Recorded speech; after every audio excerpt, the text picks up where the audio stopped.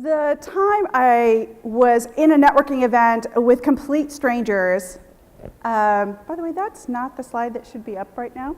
I was in this, so go ahead and just play the slides from the very beginning and see if we can find it again. Thank you. And I was at a networking event and somebody had turned to me to ask the most ordinary question, the question every single one of us gets asked at those events. They took out their hand and said, "Who are you?" And right at that moment, I was following another group of people. So there was like a muckety-muck CEO and a hotshot VC, and the room looked a lot like, let's see if this slide actually works. It did not look like this. I love Kim, but that is not the visual that should be here. So I will pretend that you will cue me up again and get that slide right. So we're at this event. It's totally like mostly white guys. And I'm feeling completely out of place in general, but it's a tech networking event, so what would you expect, right, from most of those networking events? But at that moment, when someone asked me that, I ended up putting my hand out and saying, "I am nobody." And right as those words had escaped me, I remember thinking, like, if I had the magic lasso, I could maybe, like, get them and pull them back in and maybe tuck them behind me. But they had escaped because at that moment, that's exactly how I had felt.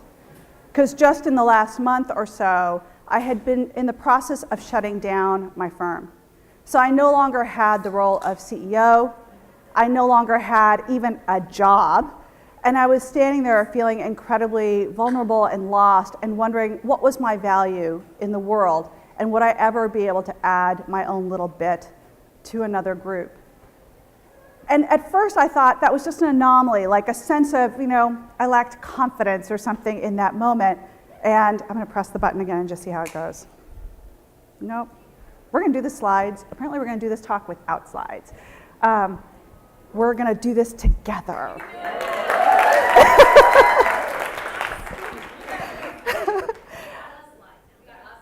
That's right, baby. Somebody take this from me, since I don't have to press any buttons anymore.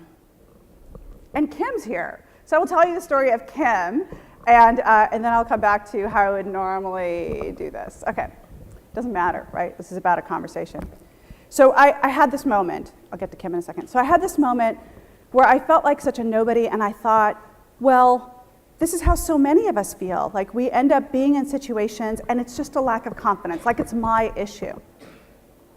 And this bothered me a lot because I thought about how much innovation and ideas have to come from the places that are left field. Because of course that's where all fresh ideas come from, and yet so many of us feel like we don't belong at that table. And so for that moment, that sort of tension was in my mind, and I'm an innovation expert, so my background is figuring out where's the next level of innovation. And I was noticing in the marketplace how fresh ideas were actually coming forward. It was like about 10 years ago, Apple used to do a thing where they used to actually hand pick what things were on deck. For those of you that are old enough to remember that, they were on deck and they would pick like 1 or 2 or 3 things. And now, just 10 years later, we have tens of thousands of choices. And so what I was looking at with that sort of landscape changing, saying, that means that ideas are coming from anywhere, quite possibly everywhere. And as long as they have the ability to kind of gather together in networks, they could scale. And I started to notice it across scientific fields and other fields and thinking, is this actually a way for ideas to change? For ideas to actually enter the marketplace. I called this thing onlyness.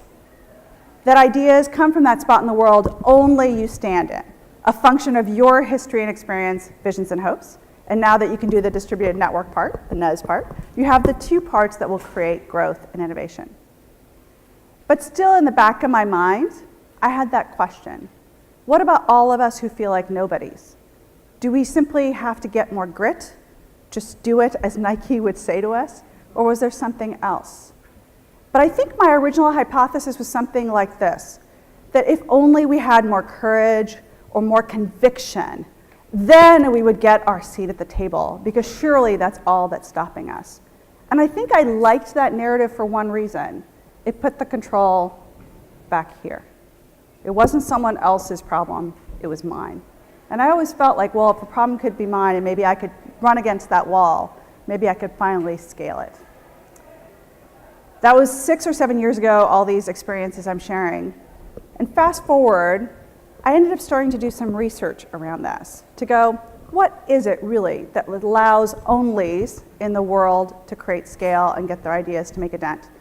And it was the story that's on the board behind me, which apparently is the story I need to tell right now. Kimberly Bryant, how many of you guys know Kimberly Bryant, by the way? So I'm going to tell you an advantage of this story that she hadn't told before she told me. So Kimberly Bryant went to Vanderbilt University, had gotten a degree in engineering, and showed up at her second major job at DuPont. And her manager introduced her like this. With Kimberly Bryant, we got a twofer. Pointing out, of course, that Kimberly was a black woman in tech. Pointing out, of course, her otherness with the group.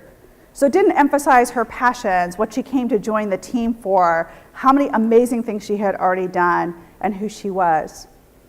She had been otherized instead of celebrated for that which only she could bring. Fast forward 20 years, and Kimberly's daughter Kai is going to Stanford coding camp and having a group that looked a lot like Kim's former workforce, mostly white, mostly male, and actually getting diminished. So after a week, Kai comes home and explains that she, who by the way is a great gamer, gets told she really didn't know very much and got answered like really complex questions with really simple answers.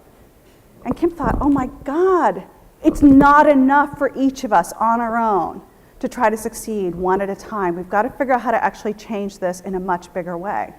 And she literally starts this exercise with Kai and some of her friends around a kitchen table, makes up some curriculum, which she's really good at, it turns out, borrows some old-ass computers, and starts training these girls to code. And 2 years into the exercise, it's starting to become a thing, not just a passion project, not just a little skunk works, but like a thing. And she starts she's at the blogger conference, and talks to a fellow entrepreneur and describes her dilemma about how to name the program.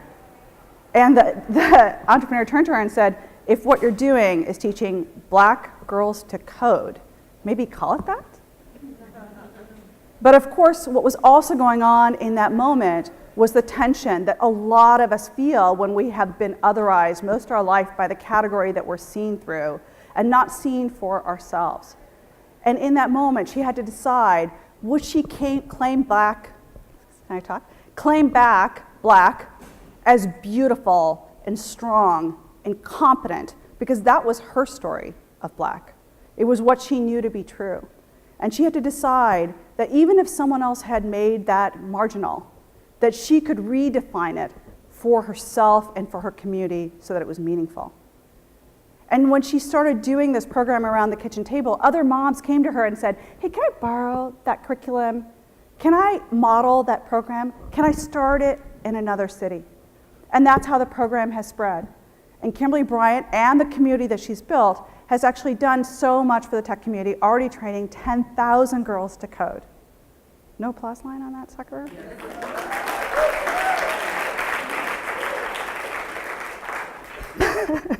By standing in that spot, only she stood, and claiming for herself the power she already had.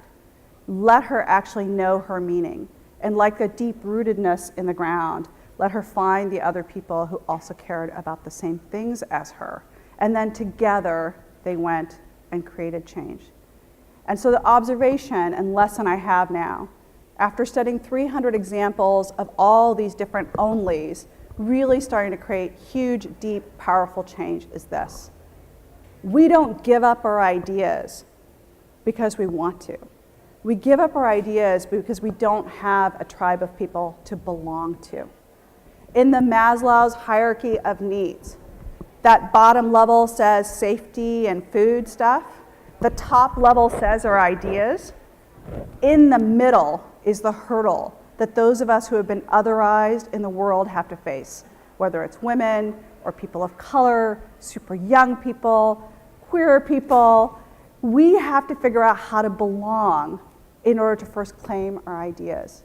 And that's the opportunity, both the problem and the opportunity, which is how do we find our people? And in the last 10 years, we've had this huge evolution of technology that lets us do it. In fact, it's really kind of interesting to me that Leanne and this community has grown up in the last 10 years so that you can actually have one another. And that is our greatest strength and the way that we all move forward. Thank you.